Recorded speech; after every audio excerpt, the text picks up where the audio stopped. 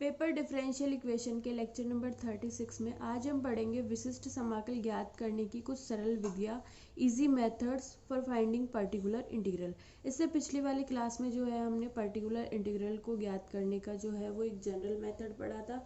इसमें जो है हम कुछ टेक्निक्स पढ़ेंगे, इजी वाले मेथड्स पढ़ेंगे। वो मेथड डिपेंड करेंगे हमारा यहाँ पे जो फंक्शन है उस पे। तो इस सीरीज में जो है हम मेथड फर्स्ट पढ़ रहे हैं। मेथड फर्स्ट जो है वो कब अप्लाई होगा, जब आपका 1 over function of capital D के साथ यहाँ पे क्या हो, एक्सपोनेंशियल ऑफ ए एक्स। अगर यहाँ पे आपका फंक्शन एक्सपोनेंशियल ए एक्स है तो उस केस में हम पर्टिकुलर इंटीग्रल किस तरह से फाइंड आउट करते हैं ये हम इस मेथड में पढ़ेंगे।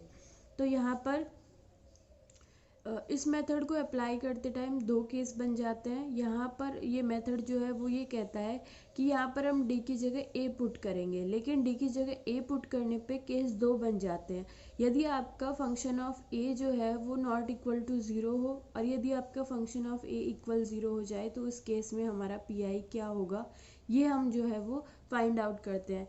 तो हमने केस फर्स्ट ले लिया, जो हमारा यहाँ पे फंक्शन ऑफ कैपिटल डी है उसकी जगह हम कहते हैं कि हमने डी की जगह ए पुट किया तो हमारा फंक्शन ऑफ स्मॉल ए जो आया वो यदि नॉट इक्वल टू ज़ीरो है तो उस केस में हमारा पी आई जो है वो 1/f(d) exponential of A x जो है किसके इक्वल होगा, exponential of A X divided by function of ए।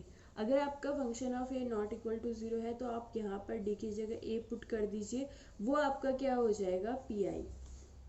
इसमें हम केस सेकंड देखते हैं।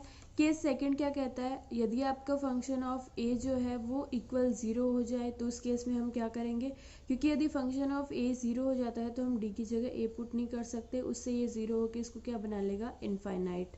तो यहाँ पर हम क्या करते हैं, केस सेकंड हमने लिया जब function of A equal to zero है तो उस केस में आपका फंक्शन पी आई क्या हो जाएगा, 1/f(d) exponential of A X equal to क्या हो जाएगा, 1/phi a एक्स की power R over R factorial exponential of A X, जहाँ पे फाई ऑफ ए क्या है, नॉट इक्वल टू ज़ीरो है, और यहाँ पे फंक्शन ऑफ डी क्या है, is equals to D minus alpha की power R phi of D, और यहाँ पर phi of A is not equal to zero. हमने क्या किया, यहाँ पर हमारा फंक्शन ऑफ डी जो था उसमें हमारा ए पुट करने पे ज़ीरो हो रहा है, तो हमने क्या किया, फंक्शन ऑफ डी को दो पार्ट्स में तोड़ लिया, डी माइनस ए की power R into five of D, और यहाँ पर हमारा फाइव ऑफ डी कैसा फंक्शन है, जहाँ पर five of A is equal to five में डी की जगह ए पुट करने पे ये नॉट इक्वल टू ज़ीरो रहता है।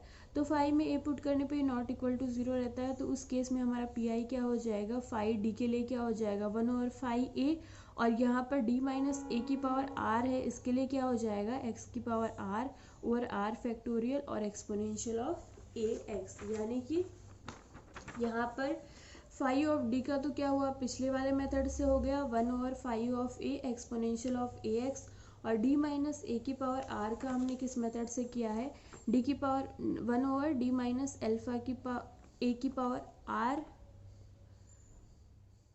और ये क्या हो जाएगा, एक्सपोनेंशियल ऑफ ए एक्स। तो उस केस में हमारा ये क्या हो जाएगा, x की पावर r और r factorial exponential of A x. तो ये हमारे क्या हो गए, दो रिजल्ट हो गए, और हम इनको इन दोनों का कंबाइंड जो फॉर्मेट है वो क्या है, ये है। तो ये हमारा क्या हो गया, पी आई जब हमारा एफ ऑफ ए क्या हो जाए, इक्वल ज़ीरो। अब इसको और ज़्यादा क्लियर समझने के लिए हमने इस पर एक एग्जाम्पल ले लिया। हमने एग्जाम्पल लिया है, निम्न अवकल समीकरण को हल कीजिए, और हमारी अवकल समीकरण क्या है, डी टू वाई और D X square minus 5 time D Y और D X plus 6 into Y is equals to exponential of 3x। तो ये जो है हमारे इसी वाले मेथड से जो है वो सॉल्व होगी, क्योंकि इधर जो हमारा फंक्शन दिया हुआ है वो किस फॉर्म में है, एक्सपोनेंशियल ऑफ ए एक्स की फॉर्म में है।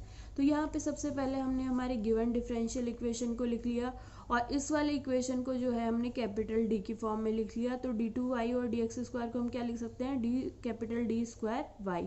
वाई को हमने बाहर ले लिया, ये क्या हो जाएगा, capital D square minus 5 as it is, D और डी एक्स को हम लिखेंगे कैपिटल डी प्लस 6, और ये वाई जो है बाहर आ गया, is equals to exponential of 3x। ये हमने लिख लिया।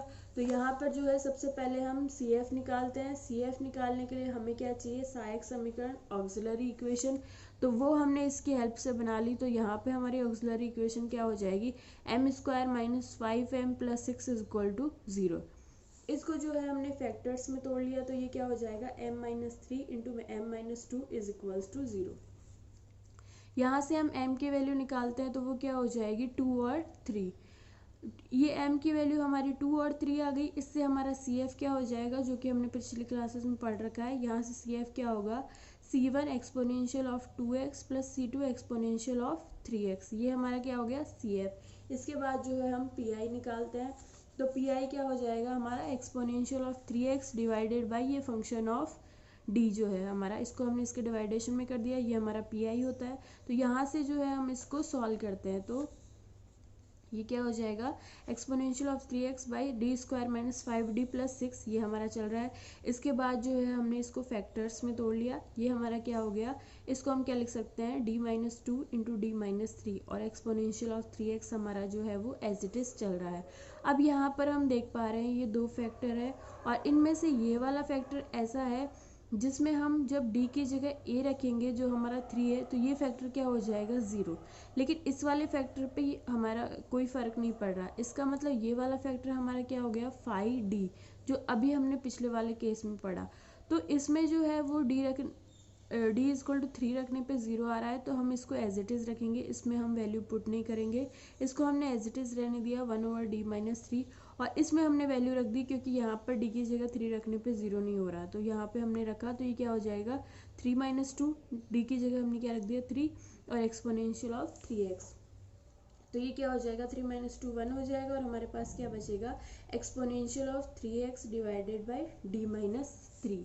तो यहाँ पर जो है वो, अब ये नीचे अपॉन में कैसा फैक्टर है, जहाँ पर d की जगह a रखने पे 0 आता है। तो यहाँ पर हम पिछले जो हमने फॉर्मूला पढ़ा है उससे क्या करेंगे, इस फैक्टर की वैल्यू पावर जो है अगर r है, तो हमारा इसका क्या हो जाएगा, PI x⁻r over r factorial और exponential of ax as it is.